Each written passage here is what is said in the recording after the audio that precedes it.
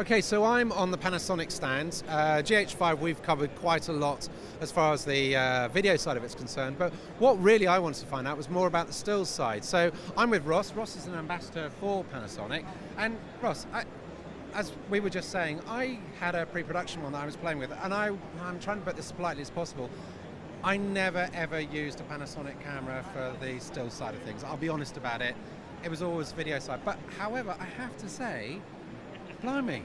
It's amazing, and a lot of people have been excited about the video side of it, so there's a lot of chatter on that, and some people have almost forgotten how good the Lumix cameras are, and like you said, you've had that wow moment when you picked up the GH5 and you shot a still with it, and I was shooting stills back in December with pre-production models, and the JPEGs coming off it, because the raw file wasn't available from Adobe, so I couldn't examine those raw files, and the quality is absolutely outstanding. You know, we've the low pass filter is removed, so that's obviously going to add some sharpness.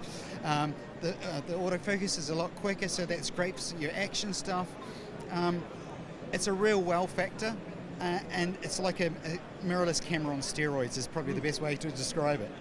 Yeah, and I mean the speed sort of, we know from the video side, the speed is all there, and the ability to be able to pull those high frame rates and actually get your stills out of it, which I mean must be wonderful for you to be able to use. I mean do what, 60 frames a second and take 8 megapixels, what, 30 frames a second, what, 18 megapixels, isn't it? So that's really quite impressive. Well, that's fantastic, and that's a massive tool to a photographer as well, using video technology.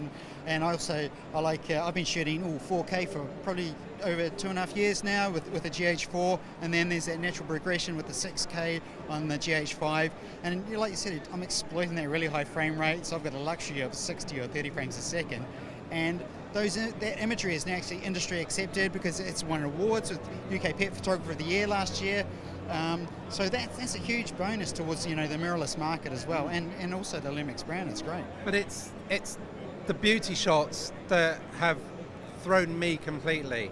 That's what really has got me, because maybe wrongly, I just never associated the Lumix brand with that kind of sense of quality, which is definitely there in this. Well, I did a talk this morning and I popped a JPEG up, which is unedited apart from converted to black and white, and I zoomed in on it, I zoomed it on it again, and people were like, have you sharpened that? And I went, no. All that's done is a black and white conversion. That is a JPEG straight out of camera.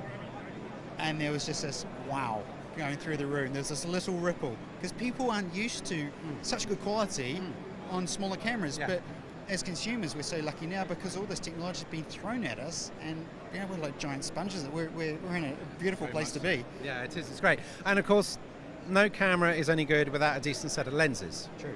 Now, I see you have a rather nice prime on there at the moment. Well, this is my baby, my go-to lens. I tend to go to this every time, and I use it in my studio. You've seen some of the images I've shot with models, etc. But just the quality coming out of it, it's a Leica build camera.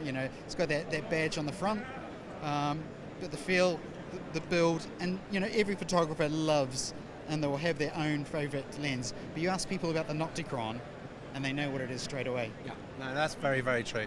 Okay, so what about zoom lenses? Well, zoom lenses, I'm on the fence. It's a hard one. So, because I shoot some surfing with my son and stuff like that, so the 100 to 400. Yeah. And I've actually been standing on the beach shooting with it when I was shooting pre-production in December.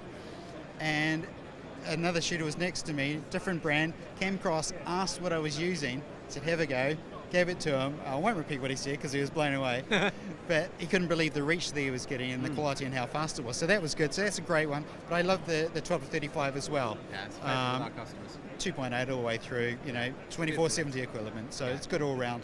Yeah. It is. Well, listen, thank you very much for your time. I mean, as I say, that is, I say, not often I get sort of stumped for words, but I have to say I was when I picked up the GH5 and I looked first time. Yeah. Well, I think a lot of people would be very pleased for me to stump for words for a change.